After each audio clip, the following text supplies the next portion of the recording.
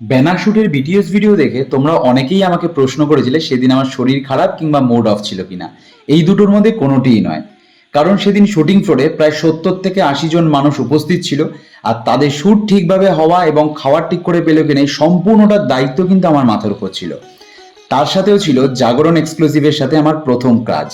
তার জন্য as a artist আমার পারফরমেন্সের উপরেও কিন্তু অবশ্যই আমাকে মন দিতে হয়েছিল। সেই কাজটাকে, তার ফাইনাল আউটপুট তোমাদের সকলের সাথে ভাগ করে নিলাম। সকলে জানিও আমাকে কেমন লেগেছে। এছাড়াও আমার অনেক ভাই বোনেরা প্রশ্ন করে যে মডেলিংয়ের ক্ষেত্রে কাজ কি করে পাওয়া যায়। কাজ পাওয়ার জন্য একদম সহজ পদ্ধতি হলো একটাই, যে তোমাকে অন্য মানুষের কাছে, শিল্পীদের কাছে, ডিজাইনার হোক, ফটোগ্রাফার হোক, মেকআপ আর্টিস্ট হোক, তার কাছে কাজ চাইতে হবে।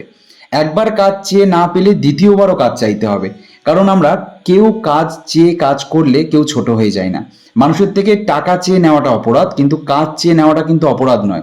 তাই আমাদের যদি ভালো কাজ করতে হয়, আমাদের কিন্তু অবশ্যই নিজের ইগো, নিজের ওয়েট সাইডে সরিয়ে রেখে কাজ চাইতে হবে।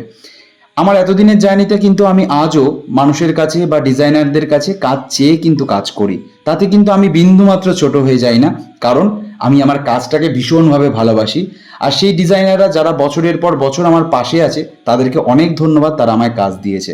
আর আমার কাজ পাওয়ার জন্য অন্য কোনো পদ্ধতি জানা নেই, যে অন্য মানুষের সাথে সুসম্পর্ক স্থাপন করা বা কোনো মানুষকে ব্যবহার করে কাজ পাওয়ার চেষ্টা, এছাড়াও যে পদ্ধতিগুলো ব্যবহৃত হয় সেগুলোর কোনোটাই আমার জানা নেই। তাই আমার কাছে একটাই অপশন, মানুষের কাছে কাজ চেয়ে কাজ করো, তাতে কেউ ছোট হয়ে যায় না।